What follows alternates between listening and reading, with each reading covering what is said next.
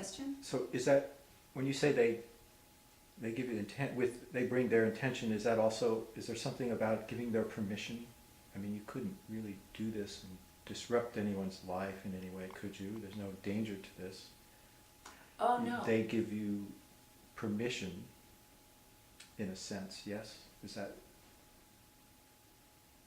Well, in a class, people have come because Right. they want to find out what's going on, or people call in to our teleconference because they're interested in the healing that is going to take place, or the knowledge that's going to be presented. And because we have themes, some people pick and choose which meeting they might want to go to based on the theme, whether it's physical health or healing the brain or dealing with relationships. So there's the intention from the people who come, which gives them an openness and a receptivity. But as far as giving permission, by your presence you've given permission.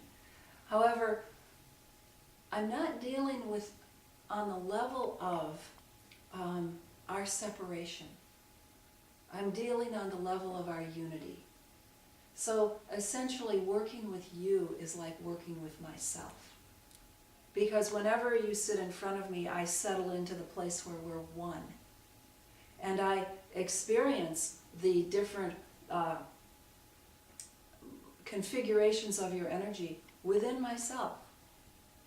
We unite and I experience whatever you're feeling as me. And so I'm truly working with myself. And so I give permission all the time to work for myself, to work with myself.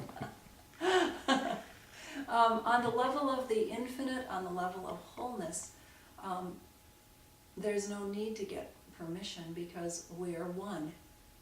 And so I am you. I'm working with myself. If I were working on some relative level of information or personal privacy, I would certainly get permission. But that's really not where I work. I'm working always in the wholeness, in the infinite wholeness, the place where we are one.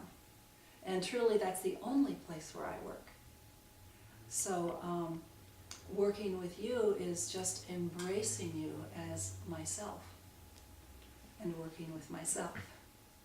And I assume because it's at this level of wholeness, there's no danger to a person.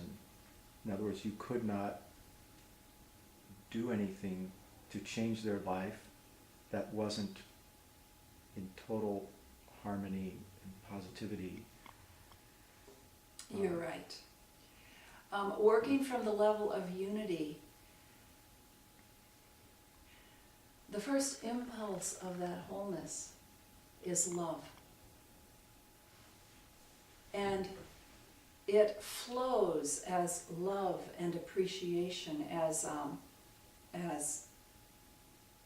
respect. So when we work from that level, you are honored, and nothing that could possibly dishonor you could come up. It wouldn't be allowed. So always the heart, and those of you who've taken these classes before know that we're constantly going into the heart. We begin by breathing into the heart. And allow the infinite love, which carries infinite respect for you as a being who is one with God, whole and complete, and nothing that could possibly harm you it could occur when you're working from that level of wholeness, and then its first impulse of flow, which is love. And so that's where we stay. So only the most loving results, only the most valuable things that to promote your complete expansion and recognition of your own union with God occur. Does that answer that? yes. It's really, it's quite beautiful. Also, I could add from the previous question that because I'm so intimately involved with working with myself, myself certainly wouldn't harm myself. So it's a, it's a beautiful communion of the two of us being unique and individual, and at the same time uniting in that place where we are one and honoring each other as seemingly separate and unique, definitely unique, seemingly separate, and at the same time knowing that we are one, and that mutual respect and the maintenance of the integrity in working together is always very alive and present. The divine beings that reside in the wholeness and move just from that, move into that place which we call heaven, that most refined area of life, that heavenly area of life. Divine Mother and every archangel, any divine being from that place will only honor you, never talk down to you, never even try to manipulate you in any way, because they recognize that you are one with them. You are whole. You are an infinite being. And you are always respected that way. So there is never any attempt to manipulate your free will, or, anything you decide to do, whether in agreement with the divine or not.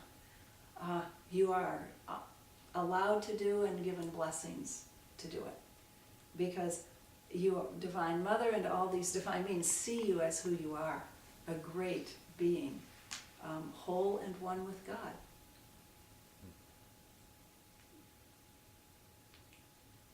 I've heard, that there are other places where people connect with energies, intelligences from other realms in creation, where they can be, talked down to, or ego is involved in some way, told what to do.